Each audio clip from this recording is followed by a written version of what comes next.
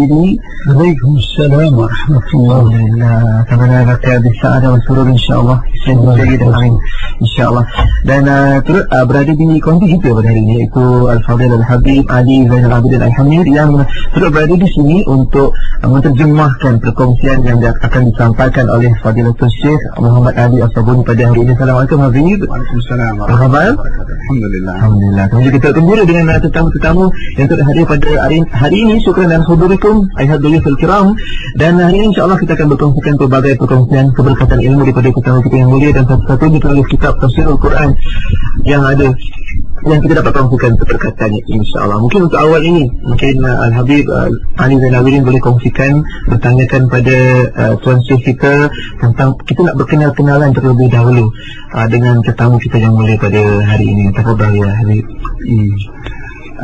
يقول لكم نريد أن نتعرف عليكم أكثر من حيث الاسم وكذلك محل الولادة ومن خلال طلب العلم والمؤلفات التي فيكم. الحمد لله والصلاة والسلام على المبعوث رحمة للعالمين. الأمر الذي يتعلق بي أنني ولدت في مدينة حلب الشهباء في سنة 1930 من الميلاد، لكن الله عز وجل أكرمني بغرفة في جامع الأموي الكبير بحلب، فكنت أتلقى فيه العلوم الشرعية، أقرأ وأدرس في الثانوية الشرعية. ثم ذهبت بعد أن درست 8 سنوات في سوريا إلى مكة المكرمة للتدريس في الجامعة، وبقيت فيها 30 سنة تقريبا. الحمد لله الآن كانت اللحية سوداء صارت بيضاء، لأننا كنا نذهب للتعليم ل4 سنوات، فصارت ال4 سنوات 52 سنة في مكة المكرمة. الحمد لله. الحمد لله. Syekh menyampaikan sebentar tadi, beliau dilahirkan di sebuah perkampungan yang dinamakan Halab Asy-Syahba pada tahun 1930 Masehi.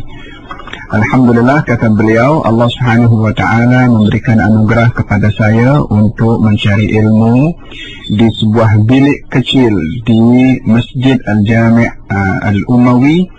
Banyak ilmu yang beliau belajar bermula daripada masjid itu, lalu beliau menyambung pelajarannya ke peringkat Sanawiyah atau SPM, lalu kemudian beliau menyambung pembelajarannya juga selama 8 tahun di Suriah. Lalu kemudian beliau sebagai tanggung jawab kepada ilmu berhijrah ke Mekah Al-Mukarramah untuk mengajar di sana selama 30 tahun berada di Mekah, mengajar di university. Di samping beliau belajar juga di sana, maka pada hari ini, kata beliau, janggut saya yang dahulu hitam sekarang sudah berubah menjadi putih. Saya banyak menghabiskan masa di dalam bidang keilmuan ini, lebih kurang 52 tahun. Masya Allah, subhanallah, itu satu pengalaman yang cukup hebat dan kita harus teladani Habib ya, dan tetamu-tetamu dan juga sahabat-sahabat pendengar sekalian. Mungkin ramai antara sahabat-sahabat kita yang dulu belajar di sama ada di Al-Azhar ataupun di mana-mana universiti yang menggunakan kitab tulisan ataupun karangan Fadilatul Syekh Muhammad Ali. Hari ini mungkin turut mendengar untuk turut mendengarkan suara yang sangat dirindui dan juga berkongsikan bagaimana rahsia-rahsia dan mungkin tips pengajian ilmu itu sampailah saat ini oleh Fadilatul Syekh Muhammad Ali As-Sabuni. Dan insyaAllah mungkin untuk awal ini kami juga buka peluang pada anda untuk ajukan soalan kepada Fadilatul Syekh Muhammad Ali As-Sabuni untuk apa juga soalan yang diajukan, dan dengarkan jawapannya secara langsung pada hari ini. Yang juga konti kita turut dihadiri oleh tetamu-tetamu yang mungkin anak-anak murid juga pada guru kita yang mulia pada hari yang berbahagia ini. Mungkin untuk awal ini kita nak persilakan Fadilatul Syekh Muhammad Ali mungkin untuk membuka ataupun berkongsikan tabahas al-muqaddimah mungkin al-yawm لمناقشة المفيدة إن شاء الله اليوم. يقول لكم الفرصة متاحة لكم لإلقاء الكلمة كما ألهمكم إن شاء الله. ماذا تريدون منا الآن؟ Oh, apa? Baik.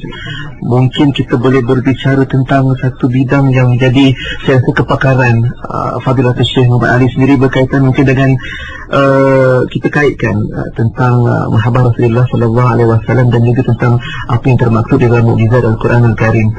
Sebelum ini kita biasa mendengarkan kerana khuluqul Quran, diriwayatkan tentang akhlaknya Rasulullah sallallahu alaihi wasallam itu digambarkan menerusi Al-Quran. Jadi bagaimana kita boleh bertadabbur dan mendalami, mencari ciri-ciri akhlak Rasulullah itu di dalam Al-Quran menurut pandangan Fadilatul Syekh. يقول لكم من حيث أنكم متبحر في علم التفسير، فنريد أن نفهم أكثر من خلال معاني القرآن من خلال الآية كان خلقه القرآن لنقتدي برسول الله.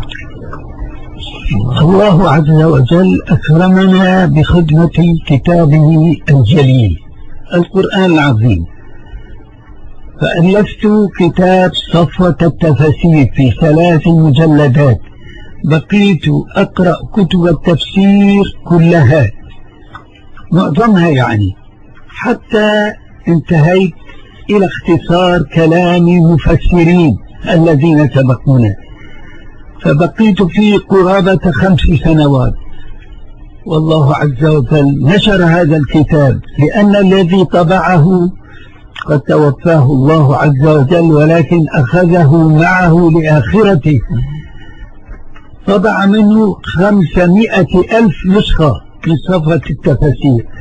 ثم استخرجت، رأيت أن هذا طويل فحذفت اللغة والبلاغة واللطائف من التفسير، فصار التفسير الواضح أن يسر مجلد واحد، لكنه يحوي 1624 صفحة.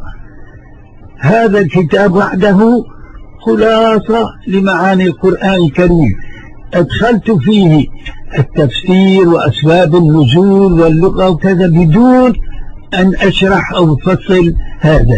فالحمد لله، نسأل الله القبول وأن يجعله خالصا لوجه الكريم. هذا ثم قبس من نور القرآن، ثم درة التفسير، خدمنا كتاب الله بما نستطيع، ثم انتقلنا إلى السنة النبوية المطهرة، لأن جزء من الوحي قسمان، قسم منزل من عند الله عز وجل، هذا هو القرآن العظيم. الله تعالى يقول لرسوله: قل هو الله أحد، يعني قل لعباد الله، لعباد المؤمنين الله واحد، ما قال الله أحد، قل هو الله أحد، قل يا أيها الكافرين، قل يا أيها الكافرون، قل أعوذ برب الفلق. أخبر به رسول الله كما أنزله الله عليه بالوحي بدون زيادة ولا نقصان. إنا نحن نزلنا الذكر وإنا له لحافظون. Syekh mengatakan bahwasanya Allah Subhanahu wa Ta'ala menganugerahkan kepada saya untuk berkhidmat kepadanya melalui Al-Quranul Karim, yaitu menafsirkan kepada Al-Quranul Karim. Di antara tulisan-tulisan tafsir yang saya tulis adalah namanya Safwatut Tafasir, lebih kurang ada 3 jilid. Setelah saya membaca banyak daripada kitab-kitab tafsir yang saya ringkaskan daripada penafsiran para ahli tafsir daripada kitab-kitab yang dikarang oleh mereka dalam kitab Safwatut Tafasir. Dalam masa 5 tahun saya menulis kitab itu, alhamdulillah Allah Subhanahu wa Ta'ala membantu saya untuk menyebarkan Alkitab ini, dan kitab itu tersebar di mana-mana. Yang mencetak tafsir itu seseorang yang sudah meninggal dunia, tapi alhamdulillah dia pergi kepada Allah Subhanahu wa Ta'ala menuju ke akhirat dengan membawa ganjaran setelah beliau mencetak lebih kurang 50,000 nuskah daripada kitab Safwatut Tafasir yang tulis oleh Syekh. Saya melihat, kata beliau, bahwasanya kitab Safwatut